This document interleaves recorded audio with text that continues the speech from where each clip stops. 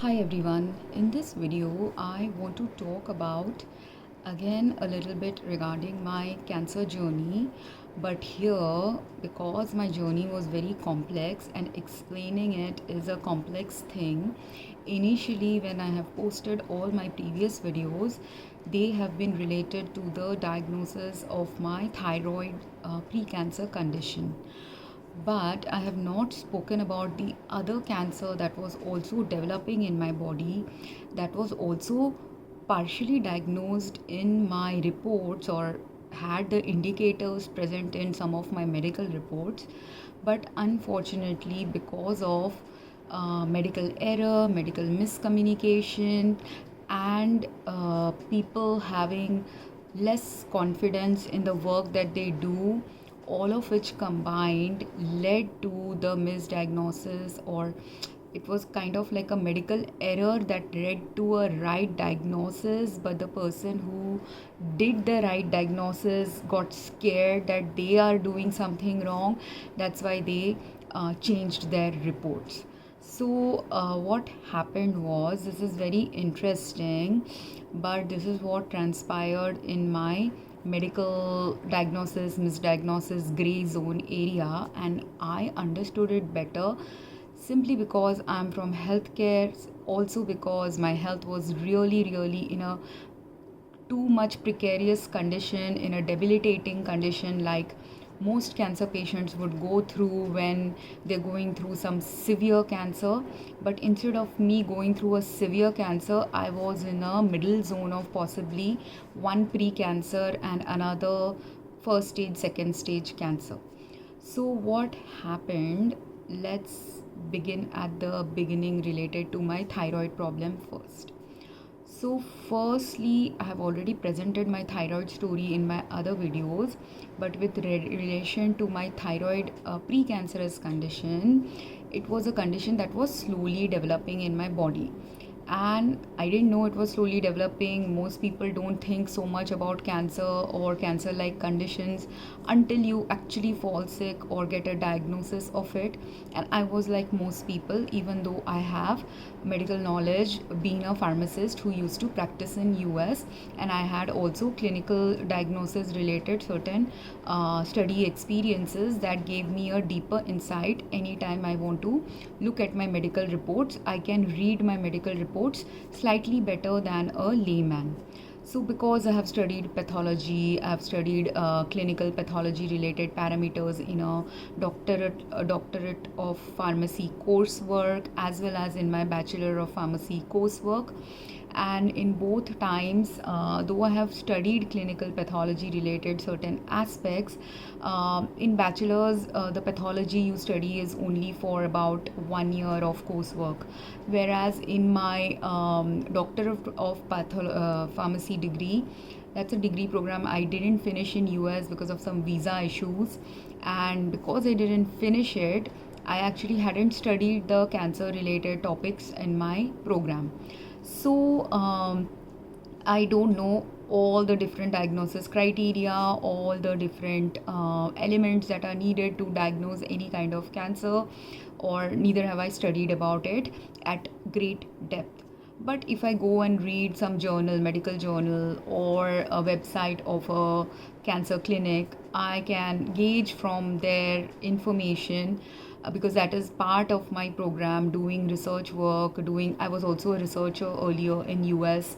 So being a pharmacology researcher as well as a PharmD student, both of these degree programs, my master's degree program and an incomplete doctoral program, both of which gave me some greater insights into understanding medical literature. Because if I had continued with either of those degree programs, I would have got the greater insight. And if I had practiced anything related to those degree programs where clinical pharmacology would have been in prominence, then again I would have known a little better about cancer conditions and different elements related to cancer.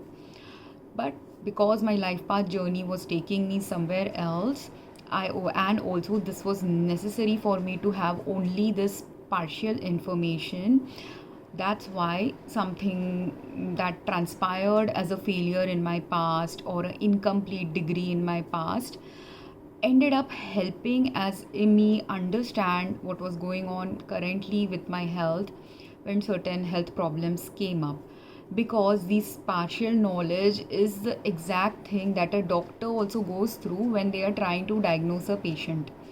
Because when we are trying to diagnose a patient, what are we doing? If you are a doctor, or even if you are a PharmD, doctorate of pharmacy student, at that time you have to ask patients the right questions to get the idea about a roadmap about what is going on with the patient's health. So, and you get a roadmap of the patient's health not simply from asking questions to the patient, but in PharmD program we are taught to do some subjective analysis, objective analysis, understand all the parameters associated with the patient's past history, current health history. All of these together help you get a better picture. So the deeper questions you ask a patient, the wider range of questions you ask, the better will be the diagnosis from a doctor, but doctor or even a PharmD person. So in US, the person who has a PharmD degree in US, they can get a better picture because that is what my program taught me. That's why I'm telling about US. Doesn't mean that there aren't other programs which don't teach these skills to their patients, but I can't talk about other professions, right? I can only talk about the doctorate of pharmacy profession related educational experiences I have had, as well as, and from the country that I took that education from, as well as the interpersonal experiences I have had with multiple doctors in India and US when I have been a patient and I have gone to visit them as a patient, right? But because I have also got the clinical insight, I can understand a doctor's perspective when a doctor is looking. While I'm not a doctor and I neither am I a doctorate of pharmacy graduate, despite not having both the degrees, now that I have a little bit better information than a layman, I understand how they are mapping my health history, or whether they are mapping my health history in the right way, or because I'm also a analytical analysis doing person. When you are a analytical person, you also have the capacity to understand someone else's gaps of analysis. This is my quality, and that's why I could figure out a little bit better what was going on with my health. And why am I presenting whatever I'm saying in the first 7 minutes of this video will seem confusing to you, because you are also a layman, or you may be a doctor or a doctorate of pharmacy person, but you might wonder, where is she going with all this? Let me try to give a clearer picture. Now, let's say you are diagnosing a patient, and which happened to me. I went to an internal medicine doctor in US and for a regular health checkup at that time, because I used to go every 2-3 years for regular health checkups. And sometimes I used to go to a doctor when when I was doing my doctorate of pharmacy program. They wanted me to do a regular health checkup, do some medical tests to ensure I am healthy, because part of the program would have eventually led me to do certain work for which they wanted to ensure that the students had vaccinations and good health history. So at a time, in one of those, or like that, in two of my visits to my regular general internal medicine doctor, one visit told her when she was checking me that there was a thyroid nodule here. Like, she thought there was potential of some growth that was happening in this area. So she wanted it to be examined a little bit more deeply. And when this area's ultrasound was done, they did detect nodules. They were not cancerous. They were not. They didn't know whether they were cancerous. The size was very small. So initial diagnosis was to keep checking it every few months. But I'm not a person to keep using the medical facilities again and again if it is not bothering my health. And my thyroid levels were all normal in the thyroid tests. And health condition wise, there was nothing indicating anything cancer like, anything debilitating in my health. So I didn't follow up every 6 months or 1 year like she suggested, but instead my next follow up happened possibly a couple of years down the line. But in that couple of years down the line, when the second ultrasound was done, at that time there seemed to be a slight increase in the size of the nodules. So, not all the nodules, but some nodules had increased in their size. So then the doctor told me to do a FNAC biopsy, where a fine needle is used to extract some nodule samples from the thyroid region. So when they do the FNAC extraction, because I've undergone it in US, I had one base experience of how the extraction will be. So when the extraction was done in US, they really used a very fine needle to do the extraction. The doctor was a very expert doctor. So when he had extracted the samples from a couple of areas, and then the biopsy was done, the biopsy showed they were all benign nodules and there was nothing to worry about. It was not cancerous. So that's it. That was the end of my tale in US diagnosis related to my thyroid condition. And after that, I had one more visit with my doctor, when my doctor had again suggested that I do another ultrasound for my follow up after a few years of the FNC being done. But at that time, and that was actually almost 3-4 years later, because again, as I said, I'm not a very hypochondriac person, neither am I someone, even if the doctor was suggesting I do once a year follow up on this thyroid problem, because I was not having any health problems or challenges, I didn't focus on my thyroid problem at all once I got a clear medical diagnosis that it was a benign condition. So it was just a growth instead of a cancerous growth. So all I knew was I should follow it up every few years. But because other life challenges were going on in my life, because other things were going on in my life, I completely forgot about doing a ultrasound, and because I was not facing any health issues related to thyroid gland, I completely ignored my thyroid problem and I moved back to India.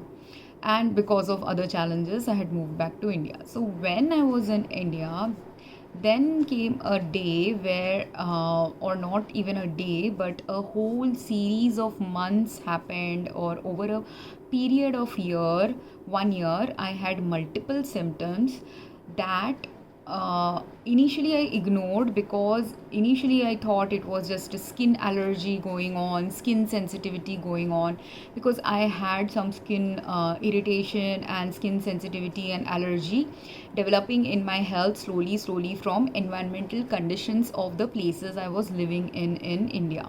And I was living in multiple homes. One was my father's home, one was my own home, and one was my aunt's home. These were the three places I was frequenting the most in the couple of years I had moved back to India. And of these three places, all the environmental toxins of the home environment, as well as the environmental toxins of the cities or districts of a particular city that I was living in, all of them were added factors to my health conditions change over time. And at that time, I was also going through, because I was going through some multiple things at the same time, and at that time I was also doing something called energy healing. So what was happening was, some of my symptoms when I did the energy healing practices would get diminished as a result of the energy healing. So the day I would do good energy healing practice, my symptoms would be checked in a way that it was not medically distressful, it was not clinically distressful, it was not leading me to some excess problems that I felt that I need to go and see a doctor. But eventually there were days when I fell off the practice. I was not doing energy healing practices at all, and at that moment something happened which really made me realize that some health distress is happening. And my first health distress symptom, one was related to skin related problems that started coming up, second was related to allergy related symptoms that were coming up, and different allergy symptoms, not simply skin allergy, but it was inhalational and respiratory tract related allergy, food related allergies. All these multiple allergies started showing up in my health, and I didn't know that at that time, but in the background, some of the skin irritation and skin problems, hair fall problems were also starting to correlate with thyroid condition related problems. So essentially, I actually, because multiple things were going on and I didn't know what to do, and when women are not working, when women are not earning, when women are busy fighting or focusing on different things, or not just women, any human being, when they are doing all these three things, not working, not having a stable pay, not or very busy, they have a stable pay but a person is very busy, if all these kind of conditions are happening in our life, or our mind is preoccupied with multiple things, challenges or life problems, at that time you are not observing all your symptoms or when the symptoms are happening. So these things happened with me as well, and I didn't correlate many of my symptoms with any thyroid problem related challenges. I was focusing on allergies, so I did some allergy testing, which did show that I was indeed allergic to certain things, and that's why some allergy related health issues were escalating in my body. I was at a heightened state of allergy and inflammation at that time. But I also had multiple symptoms, which later, after 1 year of going through those symptoms, I realized was related to my thyroid problem, that it was related to a thyroid storm like condition that could have happened. Then when I did some follow up related to the thyroid journey, and which I have mentioned in my previous videos, that led to the diagnosis that these nodules that I had in my thyroid area, some of those nodules had now escalated from nodule stage to a lesion stage. And in my previous videos, I've also mentioned a nodule is kind of like a pimple-like structure that is growing inside your internally, instead of a pimple that grows externally here, right? Whereas what is a lesion? A lesion is, and similar to also, if ever you have had any mouth-related ulcer growing, which is a lesion, right? When we have mouth ulcers growing inside our mouth, before your ulcer develops, you will see usually a lumpy structure is formed inside your cheeks first, and then that lumpy thing, which is a nodular like structure, then eventually bursts up one day, and then it becomes a lesionous ulcerous thing and an open wound.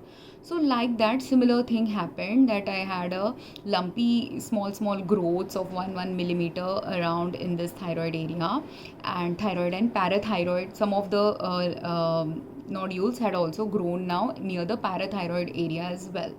So when this time the doctors had suggested doing the FNAC, it was in India, and the hospital where I did it, they actually didn't use a very fine needle.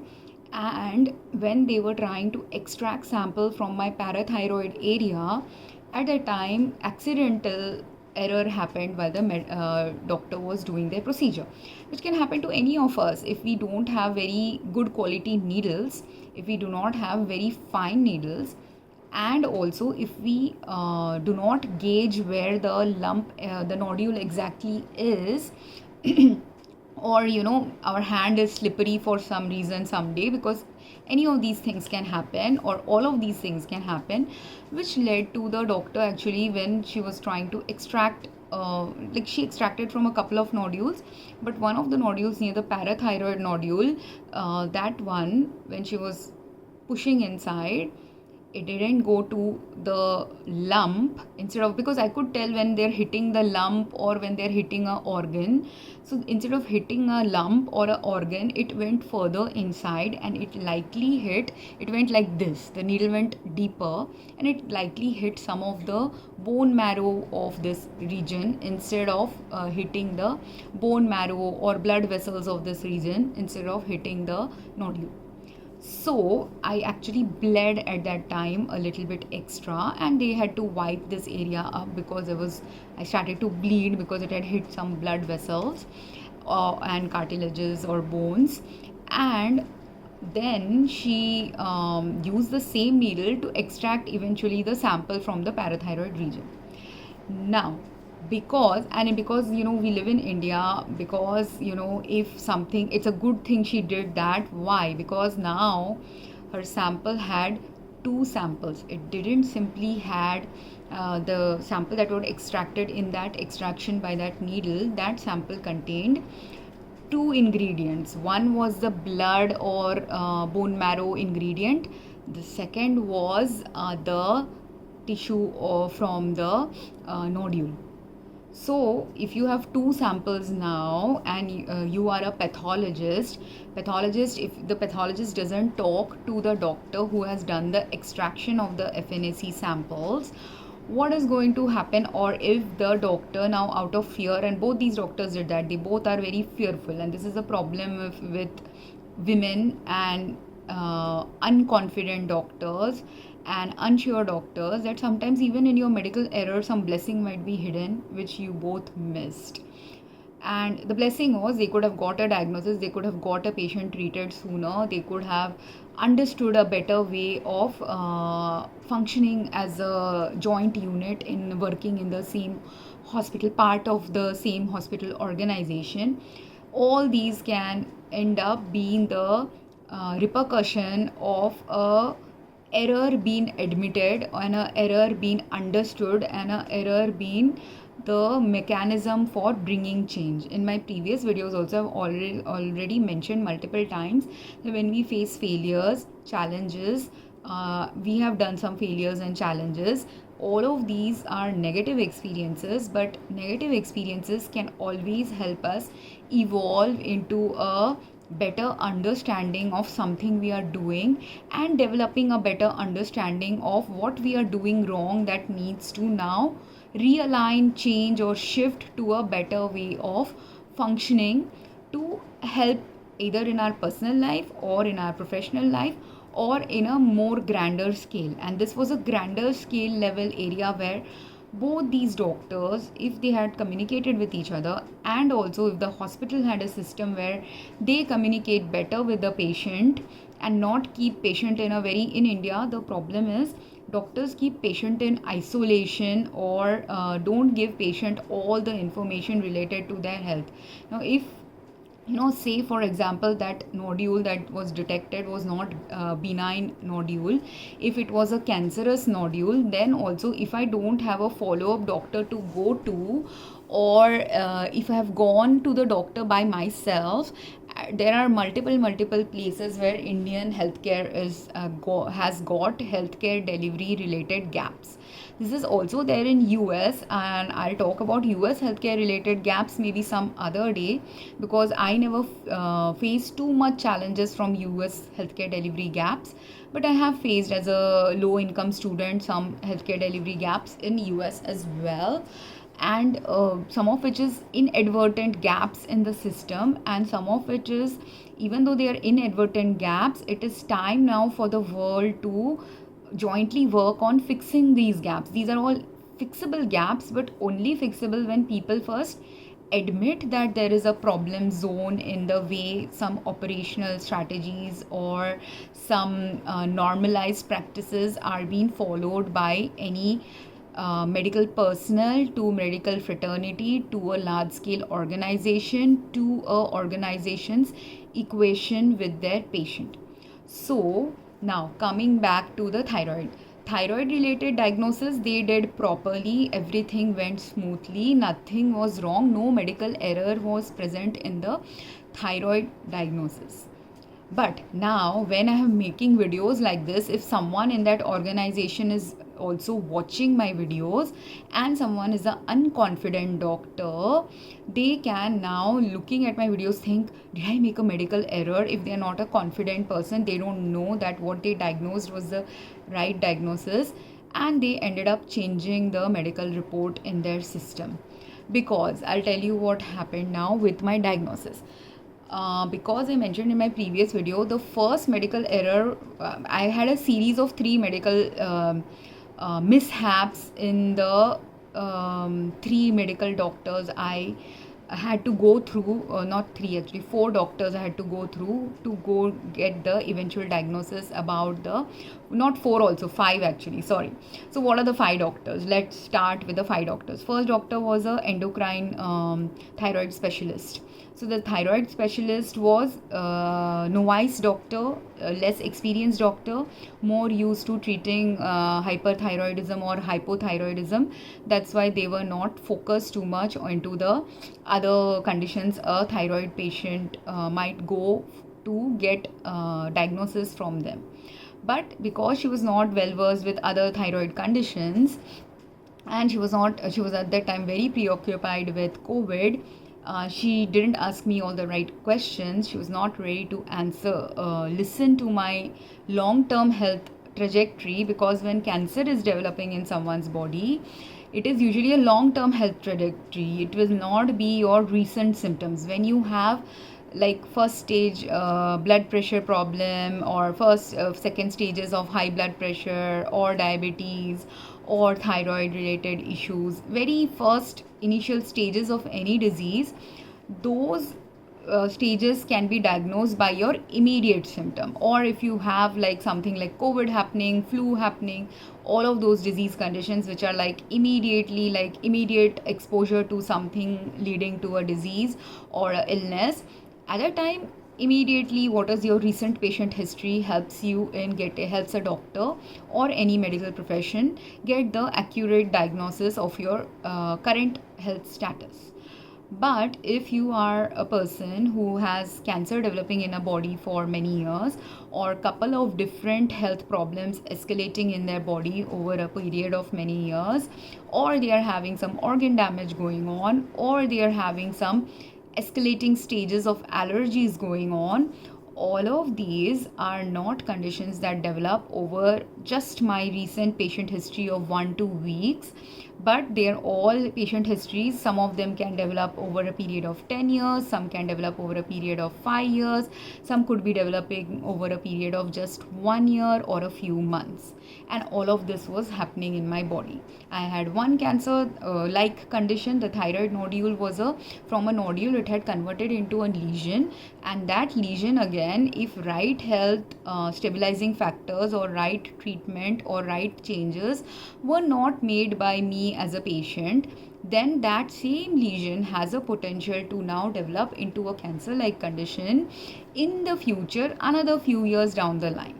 And that's why only a nodule is followed up every few years to see whether it has grown from a non-cancerous condition into a cancerous condition. That is the whole purpose of having the patient follow it up every few years. That you have a potential for cancer developing in your body. Whether it will develop or not develop is based on what?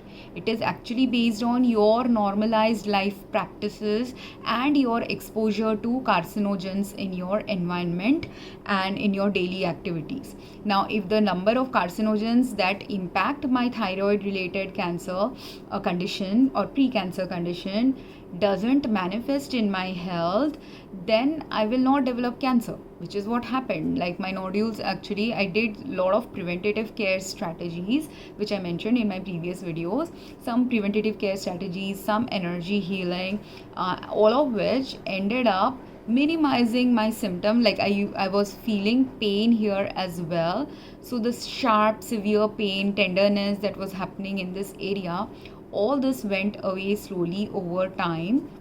And because it went away slowly over time, and also my thyroid storm related symptoms also went away. Because with my thyroid storm symptoms, I had these leathery skin, I had intense hair fall, and now my intense hair fall is not intense anymore. I still have hair fall, because what else is it just the thyroid condition that can cause hair fall? No, thyroid conditions can cause hair fall, thyroid cancers or precancers can cause intense hair fall, other cancers can cause intense hair fall, other health problems, nutritional challenges can also lead to hair fall. So hair fall also has multiple reasons that can be its root cause. So one of the root causes related to the lesions have partially gone away. I'm not saying that I don't have any nodules here anymore, because I haven't done that intense level of caretaking yet. and some of the nodules may not dissolve by itself until right mechanisms to understand how these nodules develop is developed in medical literature or medical knowledge. But I have been doing, because if our lymphatic system is not draining very well, at that time also you have a potential of accumulating toxins in your body. So I have started doing some lymphatic system drainage related exercises, not too much, but a little bit whenever I feel like I am having some swelling in this area, where that time I do some lymphatic system drainage exercises. So which all of which, and then radiation exposure from phone, all these small things I've been doing. So I feel I do not have either a large lesion, or the lesion might have healed and I might still have the nodules. I will have to do a eventual follow up, but because I'm not working, because I do not like going to the doctor again and again, and also because I feel intuitively I am attuned to my body enough to know that right now thyroid is not related problems are not the major problems influencing my health at this current status of health problems influencing my health. So I've put the thyroid issue at a little bit of a back burner by doing supportive care, enough supportive care to understand that the thyroid problem is not the main problem influencing my health. And as I told you, multiple things were going on with my health, and because I am a medically informed person and I also have a analytical mind to understand how to compartmentalize the information related to my health, I have created different segments of the different issues going on, and I'm trying to address those different issues only in these videos for a lay person who may also be going through maybe 2 health challenges or 3 health challenges at the same time. But when multiple health challenges are going on in your body at the same time, some doctors, if they are not highly skilled doctors or do not have a high analytical reasoning capacity or deeper discernment about various disease conditions that could manifest in a patient, they are kind of like a person who is more experienced at solving 100 200 piece puzzle, and they will be able to diagnose your 100 200 piece puzzle of one disease possibly in a good way.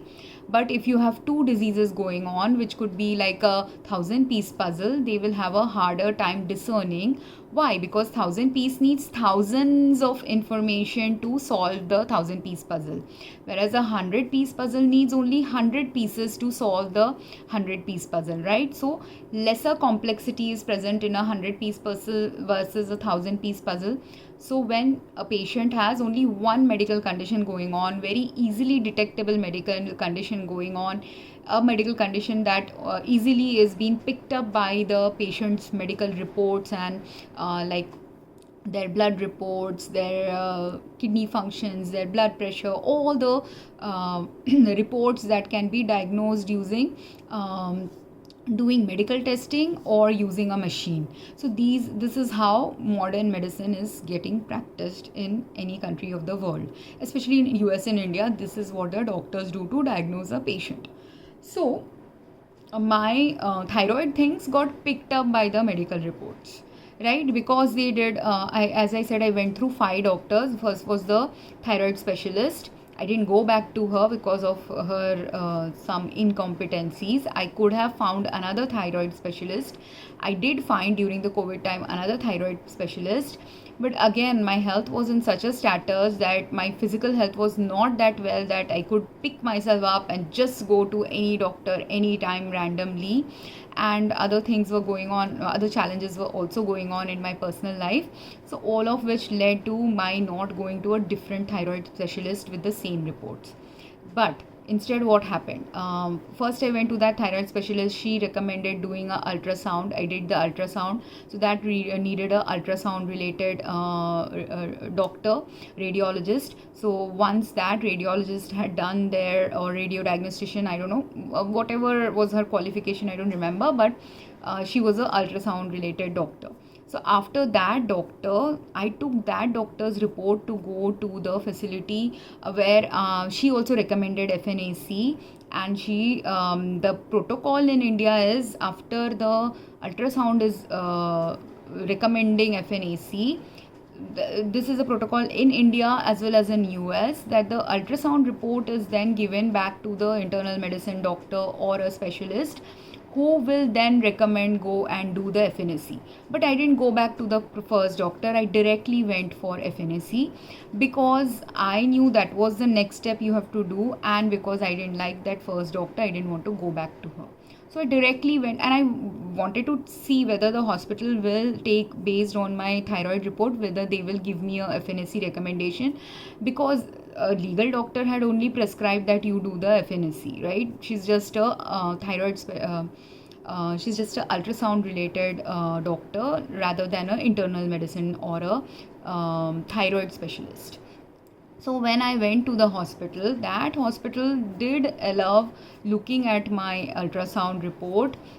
They were okay with doing the FNAC. So they did the FNAC, but in the name of the doctor that they placed in the system, that they need some doctor's name to be there. And I asked them to put the name of the doctor who had done the ultrasound, but they didn't put the ultrasound doctor's name. They either didn't put some doctor's name, or they put some random doctor's name, or they didn't put the doctor's name, I think, properly. So what happened was, when the FNAC was extracted and then a pathologist looked at it, so that is the fourth doctor who looked at the report, who was involved in the diagnosis, that pathologist, because as I said, while different nodules were extracted, while let's say 3 nodules were extracted, and they had created 5 slides.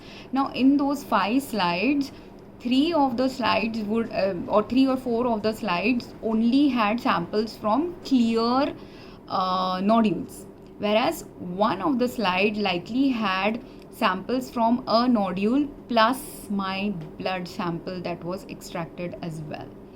Now if the doctor had admitted, like, because in India, I don't know how deep our IT systems are about getting patient related therapy related information inserted inside the patient's medical history file that they are creating in the hospital systems.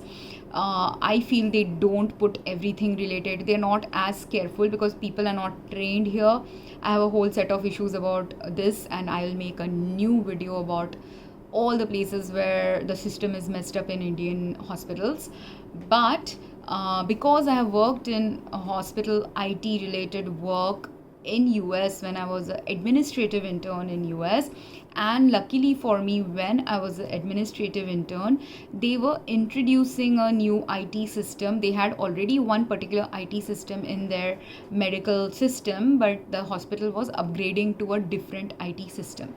So I was involved in the very basic building block stages of the IT system.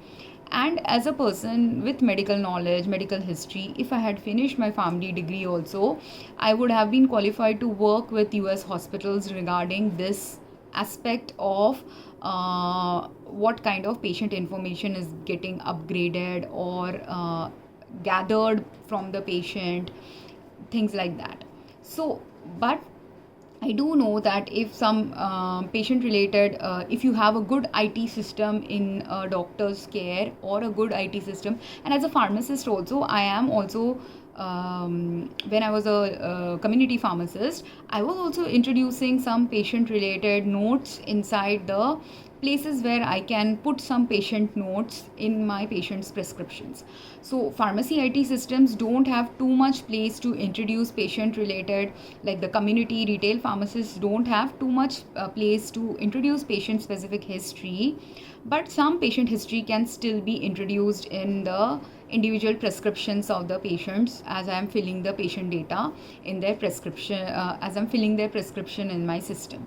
So I know some brief aspects of healthcare IT related, places where how patient information can be better input into a software system to have all the patient data with a particular organization, be it an organization that is only supplying medication to the patient, or a organization or part of a large hospital which has patient data in the pharmacy, patient data with the nurse's notes, patient data with the doctor's notes, and then all the data needs to be compiled somewhere, right? So all these elements, some of it I have experienced as a pharmacist and a healthcare administration intern in US. So knowing all this, I know how sometimes if good IT systems are there, lot of patient data can be input in the system, and then if not that efficient or deeper information holding IT system is there, you will not have as much patient information in that IT system.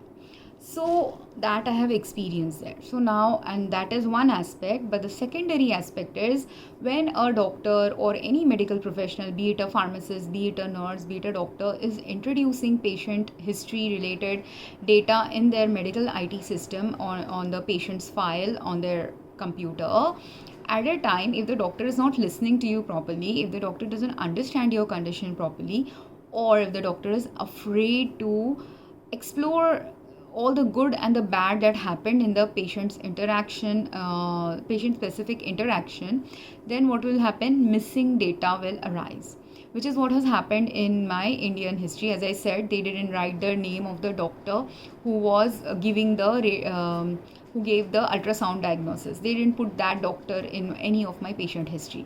Having that doctor itself could have been a little bit beneficial, but that is another thing about medical fraternities discussing how they should transport this data. I'll make a video about how medical fraternities communicate or don't communicate in Indian healthcare, especially if they are from different hospitals, why good communication is not present between different hospitals, and that needs to change, not just in India but globally. And I'm so sorry that this video might be confusing for someone who's not related to healthcare, but maybe some healthcare people will find this informative about what I'm discussing in this video. So now the fourth person who was involved was the pathologist. In that pathology, now that I didn't have a good doctor's name in my medical report, the pathologist didn't know who to send the report to. So she created a report, but no follow-up happened because there's no one to, there's no system that will follow up with a patient. A patient only in India apparently seems to have to go again and again to a doctor for follow-ups. That is what I have experienced with this particular hospital for many things, not just here where a doctor's name was not there, but even if when a doctor's name is there, they do not have a mechanism to follow up, to follow through with the patient. No patient follow through or follow up is done by the hospital proactively, which is a major problem because you can tend to lose customers if a customer is really sick and they need urgent help. They will not frequent your facility if you do not have a good patient follow-up steps, and you don't know why it's crucial to do the follow-up as well. You've not trained your personnel to do a follow-up or understand where a patient should be followed up, where they could be ignored or things like that. There's a lot of, as I said, gaps in Indian healthcare are multiple, and I'll make a video about gaps in Indian healthcare related issues in a next video. But what happened was, this pathologist, now because she had two samples in one of the slides, right? So she actually gave two diagnoses, and one diagnosis was related to the thyroid diagnosis and accurate thyroid diagnosis, and the other diagnosis said multiple myeloma question mark. Now again, if the pathologist had spoken to me, because my information is given to the hospital has my phone number, hospital has my email address, so the hospital can easily communicate with the patient. So that's where multiple gaps are there in Indian healthcare system currently. So she could have easily asked me told me that I'm seeing two cancers. Now if you are not a expert doctor or you're not a modern doctor, you still holding old school thoughts about patients, you will think that, oh, a patient should only have one sample of cancer in their blood or in their blood tissue culture, right? That is what you will think. Or she will think that since this was supposed to be a thyroid extraction, how am I getting a cancer related to bone and to blood and bones, right? Blood and bone marrow. So she might be confused, and if that confusion will be dispelled when if the other doctor had put in the patient history that while extracting the tissue I had hit some blood vessels, or I might have hit some bones, I don't know what I hit, but some extra samples have also might be there in this. If she had written that first doctor who had done the extraction, if that doctor had put it in her patient history, then what will happen is the right recording of information will be present in the patient file, right?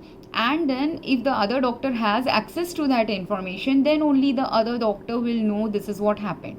If the other doctor doesn't have that access, if you do not have a system where you can report all these things, you've not created a system to report errors also, or some confusing data also, whatever it is, if you don't have a place to report that data or a place to access that data, what is the third way? Indian way is, India people gossip a lot, so all the staff in a hospital sometimes go together for lunches, together for official meetings.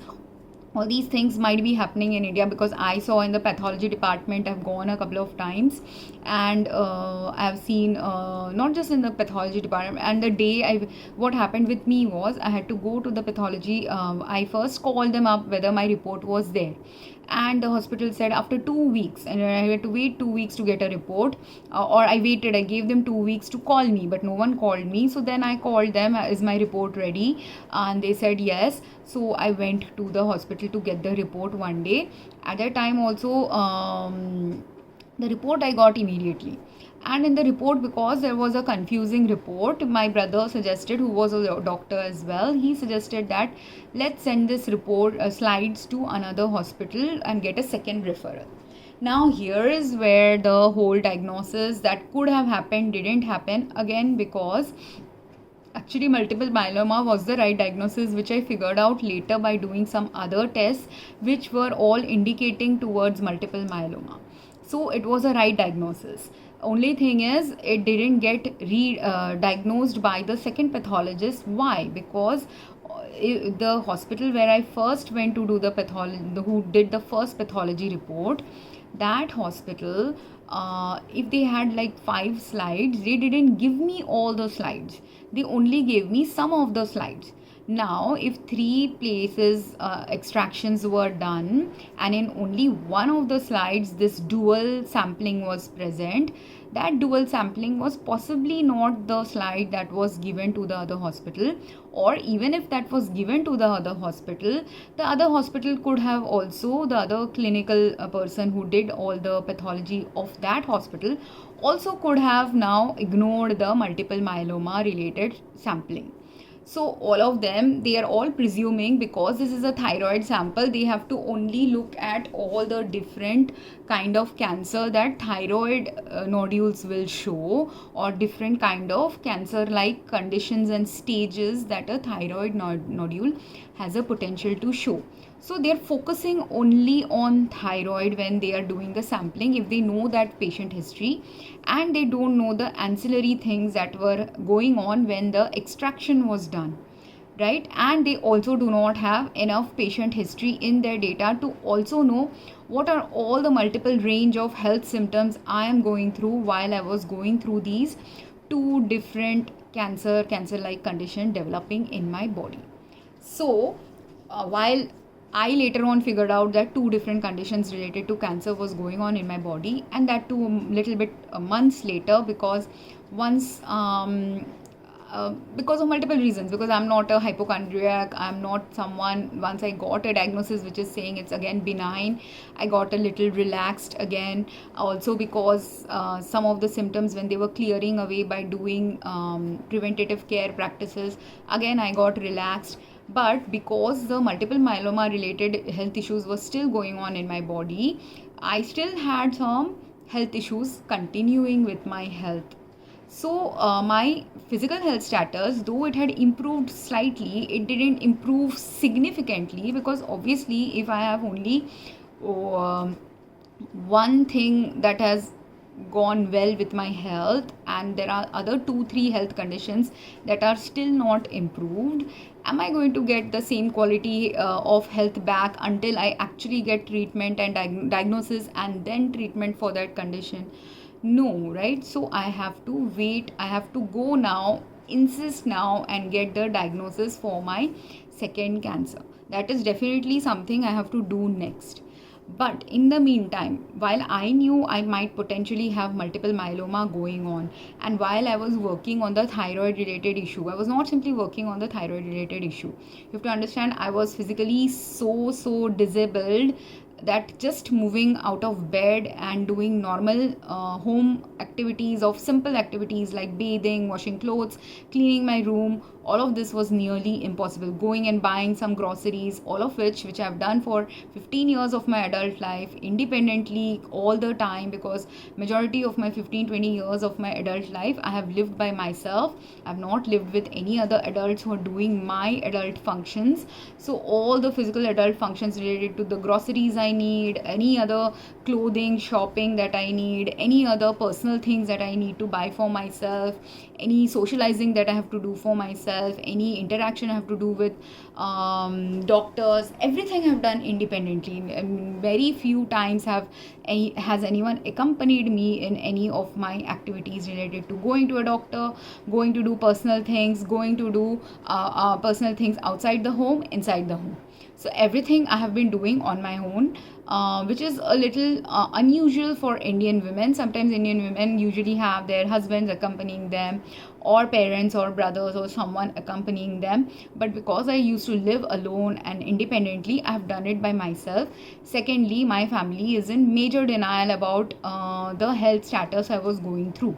So because they were in denial and I didn't have the energy to convince them, when you are not even able to move up to do basic normal functions, do you think you will have the energy to convince someone that, hey, I am really sick? If they are not observing it, if they do not have the mental or social capacity to understand the difference between, like in our family, we do lead very isolated lives. All of us just stay in our room and do our own thing instead of interacting socially with each other much. In my just immediate family, and then in my joint family, like the people whom I visit once a year occasionally in Kolkata, with them I do socialize a lot. But when I'm sick, again, if I'm sick, I'm not going to be, the level of socializing I'll do is much lower quality. Not just socializing, but the level of physical activities only I'll do when I'm sick with cancer is going to be much less. Now these people didn't understand. So that is their problem, if they do not have the development of discernment between someone who is critically ill versus someone who is at normal or average status of health, right? So they didn't discern. I couldn't do anything about them not discerning, but I had to then manage my health issue on my own. And at that time, that's why, and not just one health issue, but because 2 cancer like conditions are going on, other allergies and poisoning was going on. So all of these combined was really keeping me at a much lower quality of health than even someone with just 1 cancer going on in their body. So I didn't have the energy, didn't have the resources, didn't have the capacity to go and even get a medical test done. I also didn't want to spend a lot of money to do multiple tests and waste my time going from doctor to doctor, because I got frustrated after this multiple myeloma diagnosis didn't happen. I got really pissed off. I was very angry, but I also knew where all these things, I've been holding off this pissed off energy for a few years now. Because I understood where all the medical error happened, medical gaps in communication happened, where the doctors are not communicating with me adequately. That was happening where the doctors in my family also, or social life, I knew one person in my social life, one person in my family life who have the capacity to diagnose these illnesses, or at least refer me to a better quality doctor after hearing my patient history.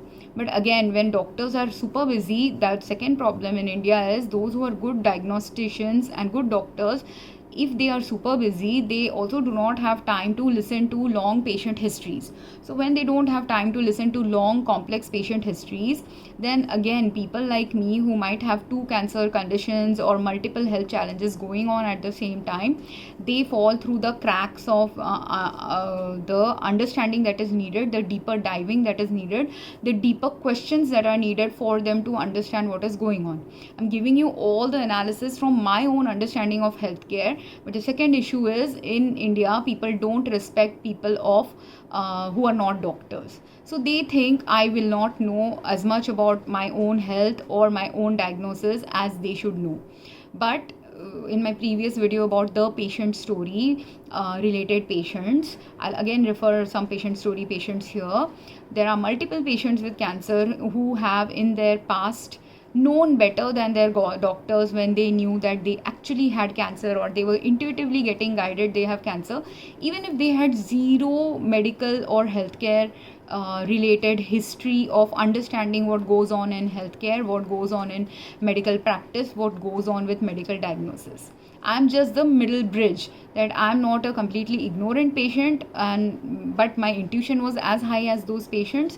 Secondly, I'm also I do have some information that the doctor also will benefit from if the doctor understands my place in healthcare or respects what I understand about healthcare.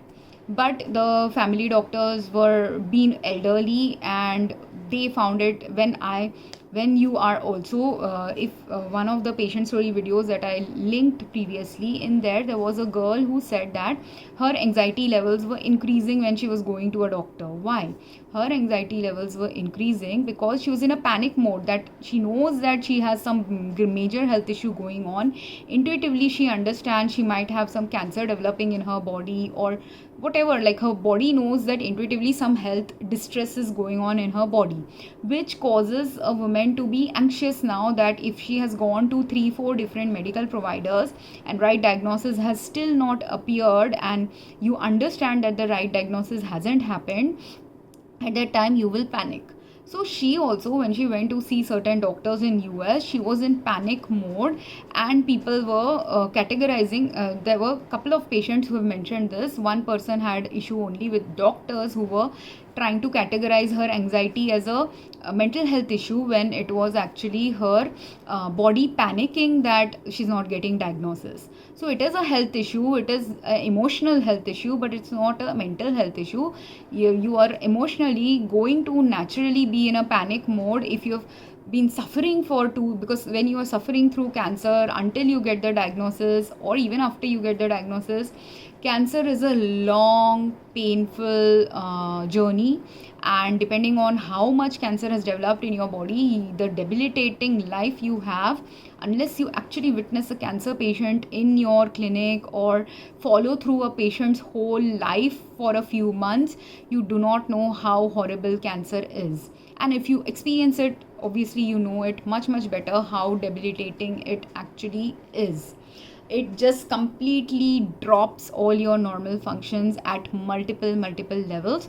If you have just one cancer, it can drop your multiple functions, but imagine having two cancer or one cancer and one pre-cancer condition going on at the same time, plus something else also going on at the same time, which is what was going on with me. So I was literally panicking, and when I spoke to my family or friend at that time, if you are speaking to your loved one, even if you go to a doctor and speak very nicely, like in this video how I am speaking is how I spoke to all my doctors, and I saw not just these 5 doctors just related to thyroid, but I had interacted with multiple other doctors as well, because of the other conditions that were also simultaneously going on.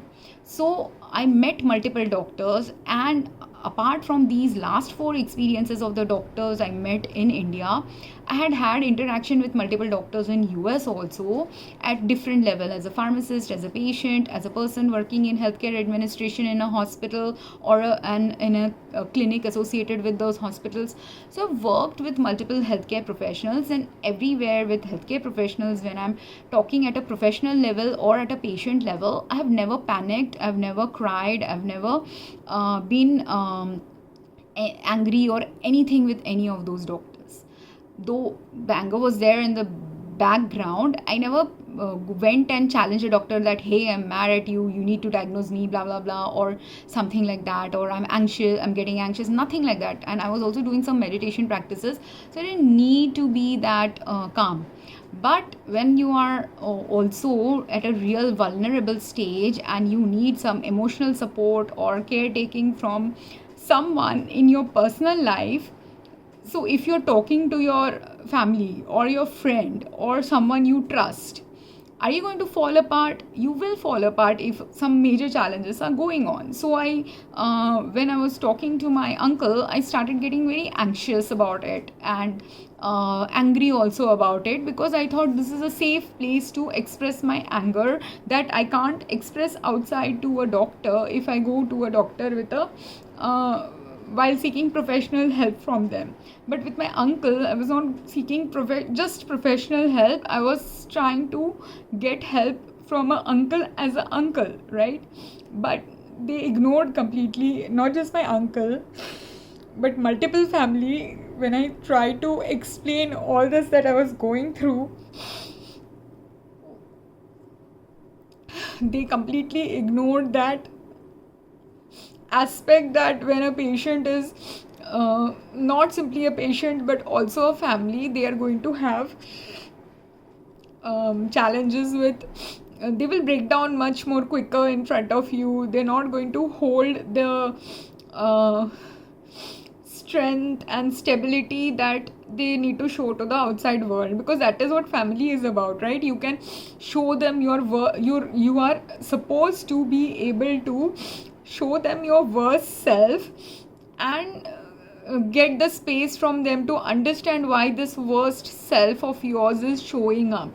But they didn't have the time, they didn't have the energy, they didn't have the care, they didn't have the attachment, they didn't have the deeper level understanding about anything related to what I was going through. They didn't even have the time to if the doctor didn't have 15 minutes time, my family also didn't have that 15 minutes time to do a deeper diving of my patient history.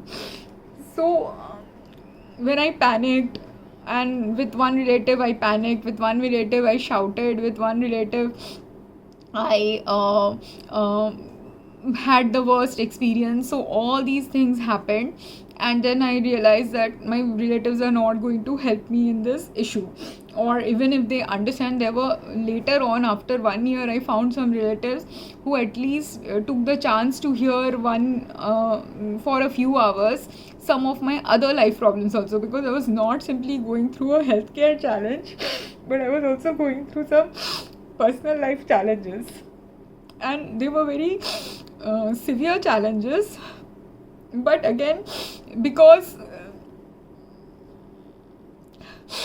so anyways, that's a whole set of problems. Again, I can't talk because that will complicate again this diagnosis. But the main issue was, I knew I was having multiple myeloma, I knew I was having thyroid related health issues, I knew I was having heightened allergy and poisoning related health issues, and no one was there to help me. But when no person is there to help you, who helps you? God helps you. So that is where I got my help. First I started praying, and first of all, my health was so bad from 4-5 different health conditions, that I went to a status where I thought, I don't know whether I'll survive through this, whether I'm supposed to die now because I'm not getting a diagnosis, because I don't have the physical health to go to a doctor. And on the days when I did have the physical health to go to a doctor, they were not diagnosing me and sending me back home. So all these things happened multiple times over a period of couple of years. But in the meantime, there are two things who helps you when no one else helps you. and the two things that help you is, first is God gives you the resilience and fortitude to have faith that whatever you are going through is just a temporary thing and that too shall pass. So that's the attitude I started happening, that let's take it one day at a time. Then the second thing was, I also released the expectation that if I get diagnosis, I will live through it. If I don't get the right diagnosis, whatever I can do, I will do for to help my body stay as healthy as it can given the circumstances of my life. And finally I also started looking and digging deeper into all my medical reports, and whatever I mentioned before I spoke to my uncle, all these things that were happening were not something I immediately jumped to a conclusion regarding all these aspects related to where healthcare mismatch, communication gaps, issues with misdiagnosis, why they are unfolding. I didn't do the analysis when I was going through the steps of the process.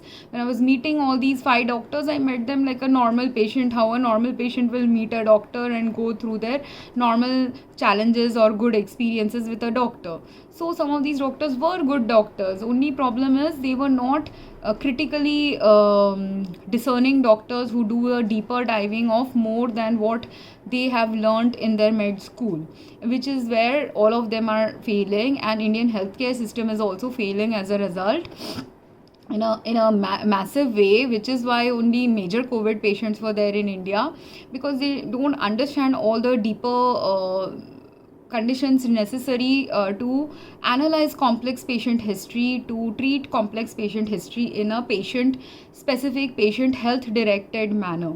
So this was a challenge as well, and if doctors only don't understand, how will governments understand? If governments don't understand, how will normal people understand who don't have any education?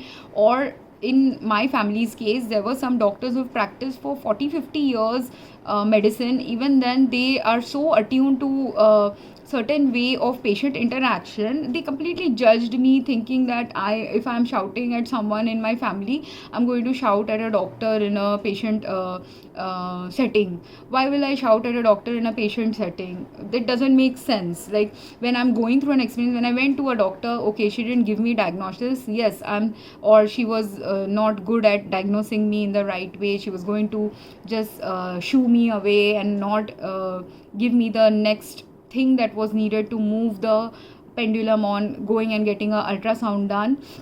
So while I was angry meaning at that time I was only mild levels pissed. I talked with her, I saw she's not a good doctor, that's it. She's not a good doctor, I'm not going to go to her. I may think of going to another thyroid specialist. That's all the conclusion I derived from that interaction. But the other interaction where now again, and none of these doctors did anything very to piss me off at a thing where I should be mad at a doctor or angry at a doctor. But when a series of things happen in your life which are all stressful for you, or which are not leading you to the right health solution that you need, and you know you need the right health solution, you will panic, you will be angry at why is this thing not working for me. That is a normal human natural response, to be angry and anxious when something is not working out for you, when the system has been created to make it work, but obviously there is some gap in the system, that's why it is not working, and I have the capacity to understand the gap. But then also I am helpless if the people who are meant to actually work through the gap don't work through the gap, then it will not resolve. So what were the gaps? The gap was, if any of the two pathologists had asked me for a deeper, let's say pathologist 2 didn't even get the sample that had multiple tissues, tissue and blood sample. So if they didn't get the tissue and blood sample slide, they are out of the picture. There is no medical error going on there, or no medical questioning that they have to do. They got a slide, they diagnosed it, they found it had thyroid related problems, they gave the diagnosis related to thyroid. They can't do anything much, but they can also still improve their system by wondering, why is this patient asking for a second consult? or when the patient is asking for a second consult, should they talk a little bit more deeply with the patient to understand why the patient is requesting a second consult. That they can do, but whatever, no matter what, they didn't do that. That is the one place where they could have improved. Then let's go back now to the first pathologist. Now the first pathologist, if she had spoken to me or to her other doctor, and they were both ready to understand that one did a medical error, like by mistake they hit a blood tissue or bone marrow tissue, and the other seeing a bone marrow samples diagnosis there, because she's confused. If she had spoken both to me and that doctor, her confusion would have been cleared. But because she's not confident of her own diagnostic skills or whatever, she didn't follow up with me. She didn't do any follow up to understand why she has got these two interesting data in one sample, which itself could have been a very nice medical literature case study that she could have reported as a doctor. All these things, there's a thing that with a medical error also you can open up the whole gateway of those patients who are like me, who are indeed going through two different cancer conditions at the same time. And while there are multiple patients in the patient story who have narrated that after getting one cancer, few years later they got diagnosis and are getting treated for that cancer, a few years later they then got diagnosed with another form of cancer. It is very possible that the same patient who in let's say year 1 got diagnosis of cancer A, and after getting treatment for 2 years she remissed from that cancer, and year 4 she now during follow up now found another cancer in her body. It is quite possible that the year 4 cancer that was diagnosed was there in her body as a pre-cancer condition in year 1. And in fact, if these kind of a little bit more deeper diving of her patient history had taken place, it is also possible that the patient with two cancers going on, or one pre-cancer and one cancer going on in their body, might need some different kinds of treatment, longer duration of treatment, different preventative care strategies to minimize their treatment. And because when 2-3 cancers are going on, their diagnosis will also be messed up. Because what had happened with even my thyroid condition related thing was that now with thyroid cancer or any or even multiple myeloma, in both these cases, if your calcium levels are high, you can be diagnosed at a certain level of stage of cancer then. So that stage of cancer would not be possible. While my tissue samples are now let's assume that the tissue sample collection, even though it was done in a erroneous collection, even though while erroneously collecting a sample there was a tissue sample that is showing multiple myeloma, if it is indeed the true diagnosis that multiple myeloma was there in my body, I know it is there in my body. But if other people don't want to believe it, let's now assume that even if you don't believe it, whatever I've mentioned in 1 hour, that it is indeed true. Let's have the hypothesis that it is true that I have multiple myeloma going on in my body. So for multiple myeloma, calcium levels have to be a certain level. I think it has to be over 11 according to certain diagnostic criteria. There are 2-3 different diagnostic criteria of multiple myeloma, and when I analyzed my reports, many of my report samples were falling in stage 2 category according to one of the diagnosis criteria. And it was only falling short of stage 2, or it was in stage 2 because my calcium was not above 11. Instead, my calcium was in that diagnostic criteria. I think there was one above 11, one about 12. Now again, I'm not done any research on multiple myeloma or remember all the diagnostic criteria for multiple myeloma. All I know is I was falling in stage 2 related area.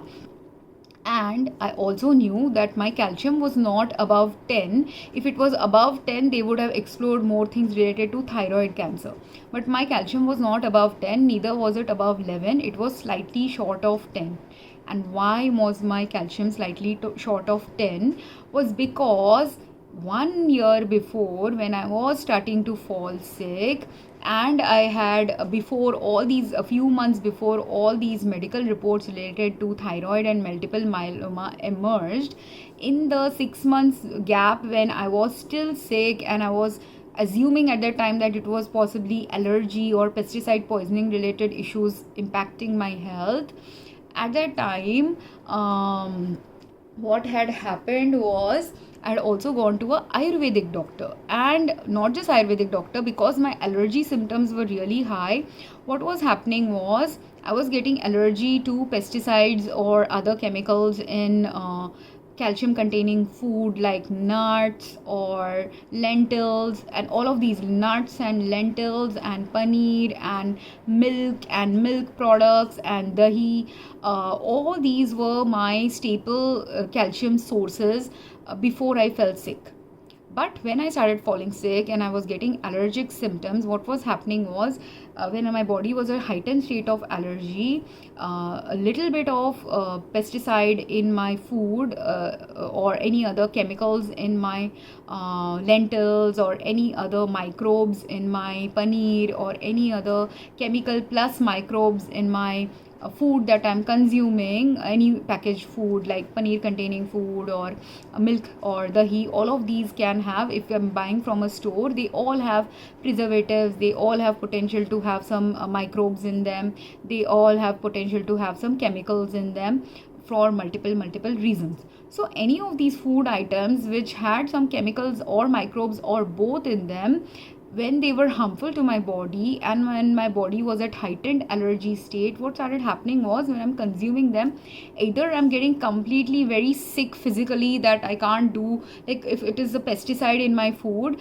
the pesticide poisoning level was so high in my body that I was getting severe symptoms of pesticide poisoning, or multiple symptoms associated with chronic pesticide poisoning, and I was not able to function. And because those multiple symptoms of pesticide poisoning were happening, anytime I could detect pesticides in my food, I was not consuming those foods. So my food intake started reducing, my calcium intake started reducing. So because many of these were coming from calcium source foods. So normally, if I in 3 meals a day, I would have calcium. Like earlier, I used to have egg in the morning, paneer in the afternoon, chole in the night, or egg in the morning, dal in the afternoon, and egg curry in the night. Like that, 3 meals a day, I used to have that kind of calcium related food eating habits. When I was eating 3 meals a day. Then slowly my 3 meals a day had changed to 2 meals a day. At that time, I would have 1 meal would have dal, 1 meal would have paneer, 1 meal would have dal, 1 meal would have snack would have dahi and nuts. So dahi, nuts, like I used to have proteins, but not high content of protein that normally everyone consumes. My body had reduced the protein intake. So because my body had reduced the protein intake, now instead of having 3-4 servings of protein, that is, or a certain level of protein is usually recommended, usually 3 servings of protein are recommended, but instead of having 3 servings of protein, I was having only 2 servings or 1 serving of protein. And all the calcium related products of protein sources, those calcium sources, like the food that I eat, they would have protein and calcium both. So if you are consuming a nut, you will get protein also from it, you will get calcium also from it. If I'm consuming paneer, same thing. If I'm consuming milk, same thing. But all of these milk products and lentils and any other vegetables and nuts that have calcium and proteins in them, because of the pollution in them, when I'm reducing my consumption, what is happening, my protein levels were also going down and my calcium levels were also going down in my body. And because my calcium levels were going down, now if I have cancer developing in my body, it will be high level of calcium, right? It will be but when will my body show 10 11 above 10 11 amount of calcium? Only when I'm consuming like a normal person the normal level of calcium containing products. But if my reduction of calcium consumption has gone down drastically to 1/3 or half of what I used to consume earlier, will my body show a level above 11 calcium even if I am in a cancer condition? So this is the other place where my diagnosis would have faltered if I had even gone to try to convince a doctor that I have multiple myeloma. They'll say that you do not have enough or you don't have cancer because your calcium levels are not showing it. But I can convince which doctor? That doctor who is ready to listen to my patient history to understand that I'm not consuming as much of calcium containing products anymore, and some other health issues are also going on. That's why my calcium levels are low. So will you now, even though this anomaly is there, will you still allow me a biopsy for multiple myeloma? If I find that doctor, then only I can go and get the diagnosis. And until then, should I keep eating poisoned food so that I get the right diagnosis? I can't do that. That's a mad way of living. If my body is telling me that if I consume this lentil, I am going to get pesticide poisoning, irrespective of whether I need calcium or not, if poisoning is the one which is impacting my health today, I can't consume that poisoned food. Or if I consume something without knowing that that calcium product has some contamination in it and I consumed it, and then if my calcium levels are high, but again because I'm in a weakened state of health, right now I'm not consuming only normal levels of food. So these things people need to start understanding. If someone is not having some dietary issue, let's say I'm a malnourished person from a African country where some starvation is going on, or I'm in a war zone, and in that war zone, after having lived there for 1-2 years, been a refugee from a war zone, I have malnutrition going on. So in those patient cases, if say cancer was also developing in their body, they will have some abnormal cancer symptoms and some normal cancer symptoms developing at the same time. And that diagnostic criteria scrutiny some doctors also have to start doing to understand those patients who are in gaps of healthcare like me, and not just a person in a African country or a war zone, but a person in India also. If in India is a highly populated, densely populated country, so if you live in a state where density of population is high, it naturally means that the food you are getting in that area is likely going to be less nutritionally fulfilling. So this also people don't realize, but a American patient who eats a lot of calcium and protein in their diet will likely have high amounts of calcium in their blood, whereas the same Indian patient with the same disease condition as an American patient now living in India where density of population is high means their nutritional supply from food is low.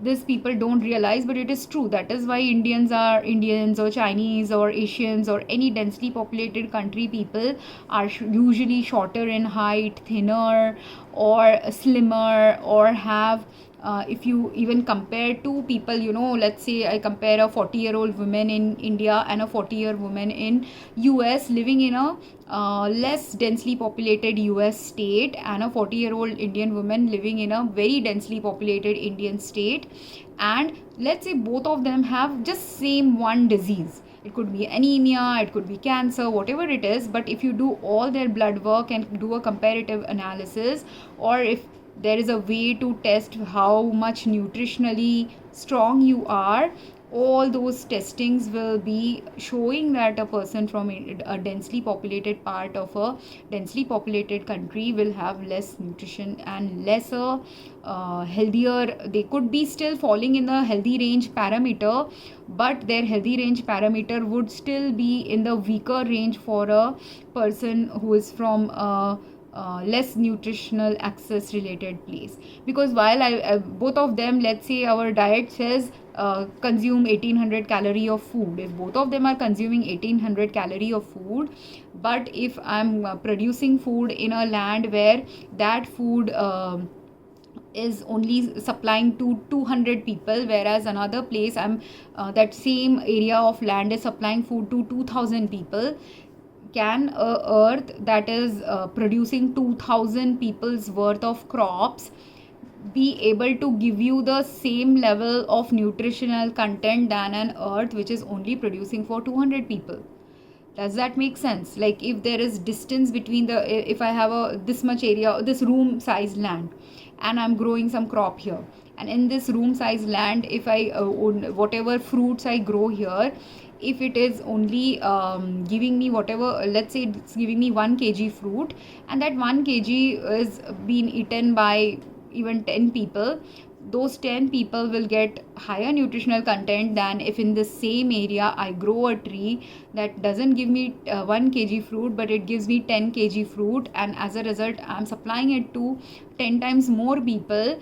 But because the earth's fertility will be similar, let's say the earth's fertility was similar, the air was similar, light was similar, everything else was same, water was same, everything was same, the nutritional content of the place where only 10 fruits 1 kg fruit grew versus the same area where 10 kg are growing, the 10 kg will get less nutrition in it. So that's why the human who is now going to consume that less nutritional content food will also have less nutritional content in their body. So they will not be as robust, as healthy, as strong as a person who has better quality food access, better nutritional access, right? So I hope this made sense. So that is the reason why I made this video, that there are going to be patients like me who might have 2-3 different conditions developing in their body at the same time due to their nutritional challenges, environmental health challenges, and other life problems going on in their life. And at that time, if a patient gets anxious, or if a family gets anxious, and you are attributing it to a mental health issue, when there is a direct correlation that it may be emotionally challenging for them, because they are facing both at a physical level multiple health issues, and at a emotional level it's overwhelming when you don't get a diagnosis while you are at a physical status of health where your functional ability has drastically changed or significantly changed from previous health status. So that's why I was overwhelmed, that's why I got anxious then. But the reason why I took time now to go towards the diagnosis is, first, because God made me wait for this time period. First, I wanted to find out, is there a place in India where better health supportive conditions are there? Because if I don't have family support, if I don't have family understanding the level of dysfunctionality I'm having at a physical health level, when I need physical health support while I'm going through a cancer diagnosis or cancer treatment, then what is my next best option? If I don't get that healthcare from family, health support from family, understanding that I'm going through a very severe or complex problems in my life from family, then if you don't have family to help you, if you don't have social group to help you, then the next best option is what? You have to find a recovery place where the conditions of at least the environmental conditions will be supportive of your health. So, and because I was going through pesticide poisoning, because I was nutritionally challenged, because I was also going through all these other multiple health issues and developing in my body at the same time, all of which means I'm very, very fragile and weak in functional ability majority of the days. The days when my pesticide, the way to get away from my pesticide, one way to get away from the pesticide poisoning was I went to cities where less pesticides are used. And when I went and lived in those cities or groups of places in those cities, because when I'm traveling and I stayed in, let's say, a different state than Maharashtra, where in that particular state I lived in, let's say, 10 different facilities for a period of 3 months. In those 10 facilities, now the facility where pesticide usage is less, then I'm not getting the symptoms of pesticide poisoning or the escalation of my pesticide poisoning symptoms. But if I went to a place where pesticide usage is high, immediately, because my body is still in the pesticide poisoning stage and the treatment for pesticide poisoning hasn't happened, I immediately get a fallout from physical disability or some symptom that weakens me completely as a result of exposure to the pesticide. So what is the stages of pesticide poisoning resolution? One is the first main stage is always you have to remove the contact toxin from your environment. But in pesticide poisoning related treatment regimen also, what is taught by to the doctors or medical professional is, they all assume that most of the time that pesticide poisoning is an acute one, like you were spraying, you're a farmer, you're spraying pesticide, or you wanted to commit suicide, that's why you sprayed pesticides on yourself or drunk pesticide. So the pesticide might be there in your clothes or in your hand and everything like that. So the contact toxin removal is via remove your clothes, wash your hands, and then give you the medical treatment necessary for it. But first, if I'm not that acute poisoning patient, chronic poisoning develops when chronically there is water supply that is polluted with pesticide, food that is polluted with pesticide. So all the repeated consumption of pesticides via different sources is developing the poisoning in my body.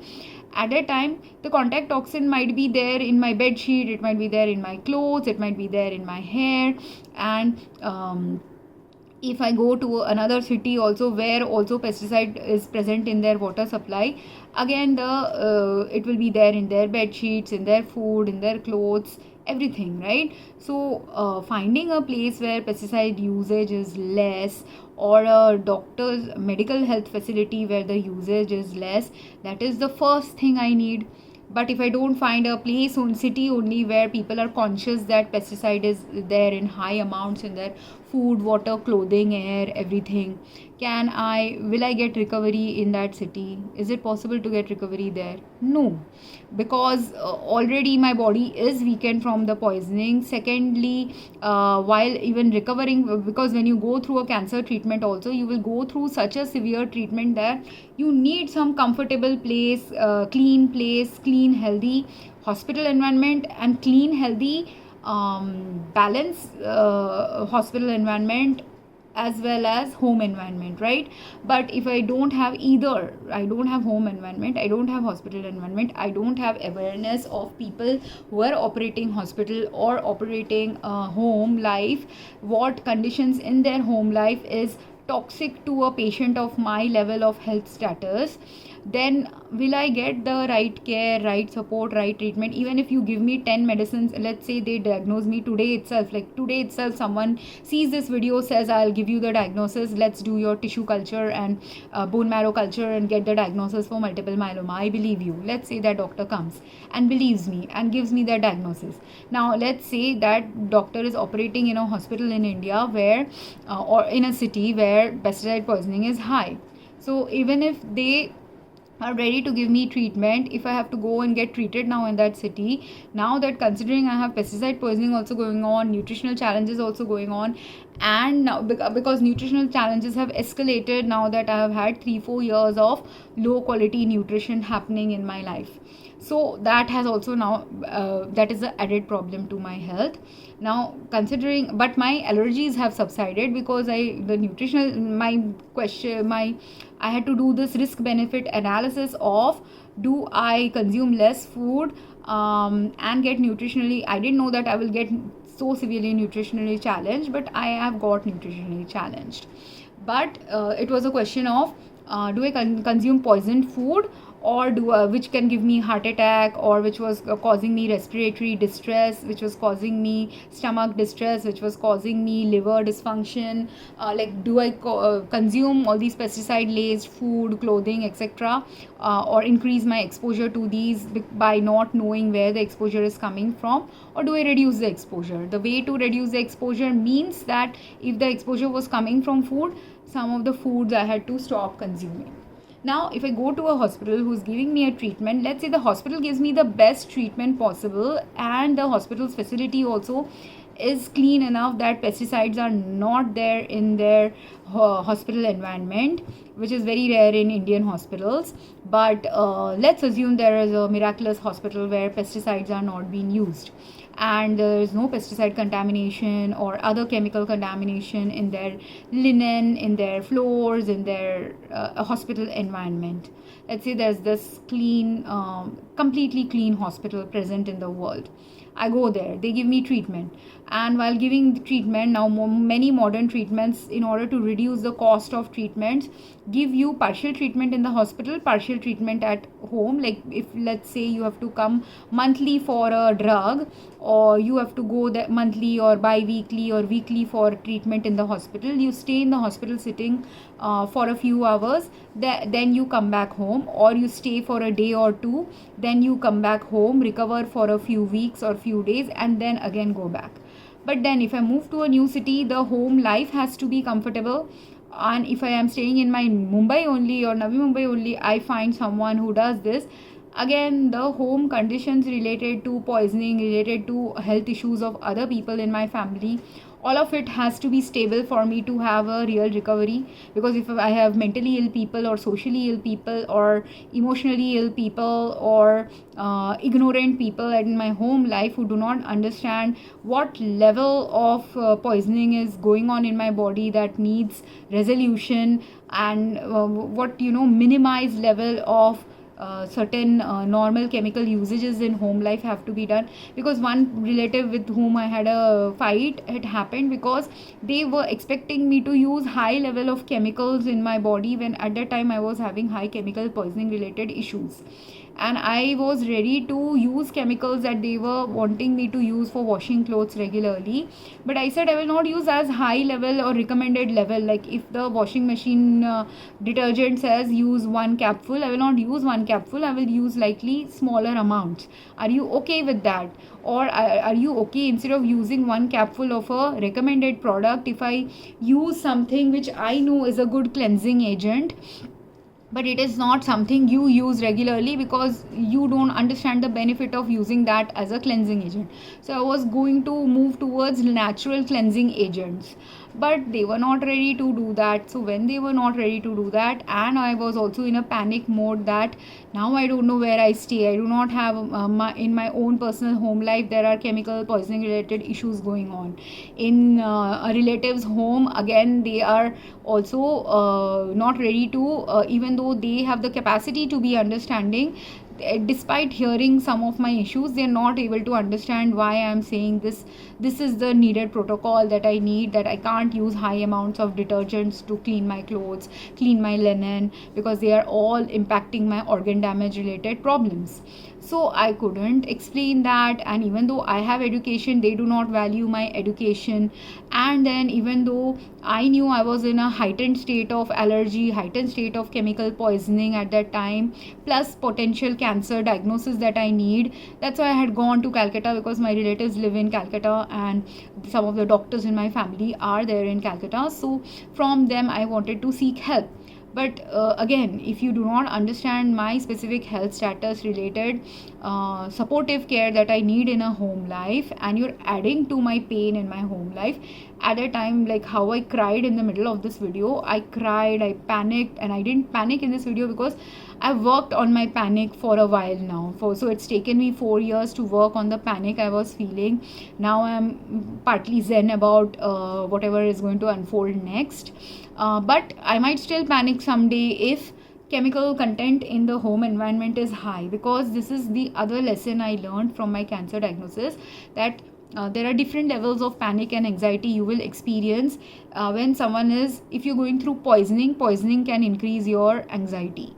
My poisoning levels have reduced now, so that's why my panic related to poisoning from pesticides has reduced. But where poisoning from pesticides in this particular home has reduced. But if I go to a different city and the people there are using pesticides regularly, again, because I haven't not got the basic treatment for pesticide poisoning, for which first the doctor has to become aware this patient could have pesticide poisoning to give me that treatment. Until then, I have only preventative care strategies of not increasing my exposure to pesticides. But the moment I go to a home environment, hospital environment where high amount of pesticides are being used at that time, or I eat food where the farmer or the supply chain process of the food has been using pesticides in preventing some food related problems, now then the pesticide exposure from food or environment will escalate again my anxiety if it is at a level where the exposure is going to increase the anxiety, right? So I can stay zen when? I can stay zen if I am truly zen in my own body and response to something. That is the part I play. But I cannot be zen if high amount of chemicals that are harmful to my health escalates in my body from the environmental exposures. At that time, I or any person who is going through a chemical poisoning from chemicals in their daily home environment, work environment, that exposure is high. You may not have observed this, but I have observed this, that facilities where pesticides are being used in high levels for maintaining hygiene in that place, it could be a home office, work office, home space, workspace, bank, hospital, railway station, anywhere where enough pesticide exposures are happening to the people working in that area, you will see those people have agitated personalities, they have anxious personalities, they also might have cardiovascular symptoms as a result of pesticide exposures, and they might also be, depending on the personality and where that pesticide is accumulating in their body, they will show different response. Like in a very simple thing, in a local bank that I go, there is one lady whose air vent has definitely naphthalene been sprayed in the air vent. Now the bank has 3-4 air vents, and only one of the air vents has the maximum naphthalene smell, and that lady's seating happens to be right in front of that air vent. So she gets the maximum exposure to the naphthalene that has been applied in that area to keep do some pest control in that area. But because she's getting daily naphthalene exposure now via inhalation, and not just her, anyone who is now interacting with her for banking activities, they are also the secondary people who get the exposure to the naphthalene. So now if anyone who is her, she is developing only naphthalene related poisoning in her body, and her co-workers are also developing naphthalene related poisoning, but because they sit a little further away from the vent, all of them have naphthalene poisoning going on, but the one which is closest to the vent gets the maximum naphthalene poisoning, whereas the customers also who are getting the maximum exposure to that naphthalene, if they have naphthalene exposure from home, or naphthalene plus other chemical pesticide exposures from their home environment, their work environment, of that, again, if 100 customers are coming daily to interact with her for their banking activities, out of those 100, maybe 10 of them will also be as agitated like her, because if those 10 patients have pesticide exposures from that naphthalene plus other pesticides in their home, work, travel environments, and they are at a heightened state of pesticide poisoning related anxiety developing in their body, any little extra amount of pesticide exposure from that naphthalene is also, it's not considered as a pesticide, but it is used for pest control purposes. So naphthalene is also a chemical harmful to our health and a carcinogenic chemical. So if it is a carcinogenic chemical, or a chemical that is harmful for our health, or a chemical that is used to kill other animals and insects, that same chemical has a potential to kill our body's cells as well. And when it is killing our body's cells, it has the potential to now develop a anxious response in your body, because your healthy cells are dying, and instead and if enough exposure from different chemicals have happened in your body, not just healthy cells might be dying, but organ damages might be happening, cancer might be developing, all these different health issues will be developing in a different person in a slightly different manner, depending on the number of things wrong in their home environment, nutritional environment, exposure levels, things like that.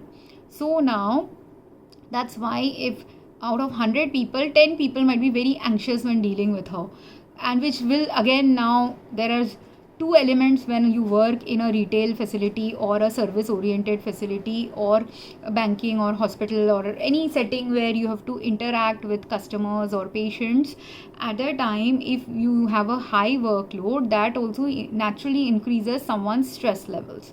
So now if everyone assumes that this person is cranky because her customers flow is high, and then they ignore the fact that her exposure to naphthalene is also causing a physical health response related to the anxiety she's feeling, then there will be a misdiagnosis. Or so they will, if people just assume that, let's say now there are 10 banking officials in that facility who work there, they all face some anxiety issues when customer load is increased. That is true that all of them will have that challenge, or can have, if they are not doing meditation, if we are not doing any health safe things to calm our breath, because drinking good clean water can calm us, taking deep breaths can calm us. All of these can calm us when our body and environmental conditions is at a good status of health. But if our body and environmental conditions are not in a good health supportive status, then how much ever I breathe deeply and do calming exercises, at a time if the external toxin exposure that is killing my cells or harming my health is high level, and it doesn't matter how high level of naphthalene flow is there in that facility, it is about how many years I have been exposed to that naphthalene, and whether it is that last bit of chemical that is adding to my health harm. That last bit of chemical can lead to heart attack, can lead to lung and breathing function problems if it is impacting my lungs first, can lead to increased anxiety if multiple cells and organ damage in my body has escalated.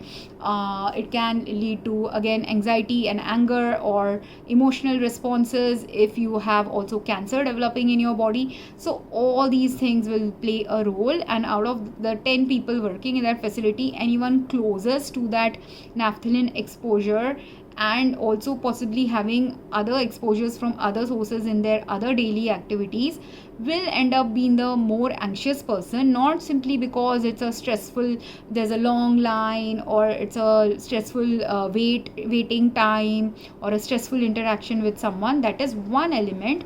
But the second element is the literal physical introduction of a toxin in someone's body causing the anxiety in them.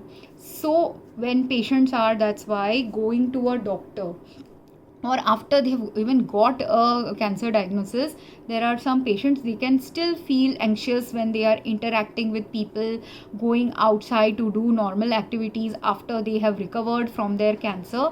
For those people now, if your diagnosis went well, if you did or you managed your anxiety via doing some yoga, meditation and other health practices that help you manage your anxiety well, you're taking medications also maybe to manage your anxiety, if all of these parameters you followed, where either via medication or via other interventions you have checked your anxiety levels because you're getting good treatment, maybe your family finally understands what you're going through, so you've built good connections with them, if all of this is happening and still you're feeling anxious, then for those cancer patients or other health severe health illness undergoing patients who may have organ damage or 2-3 different health challenges going on at the same time, if your anxiety levels are still not going away despite the right treatments to manage the anxiety and right social care you have in your life to manage the anxiety,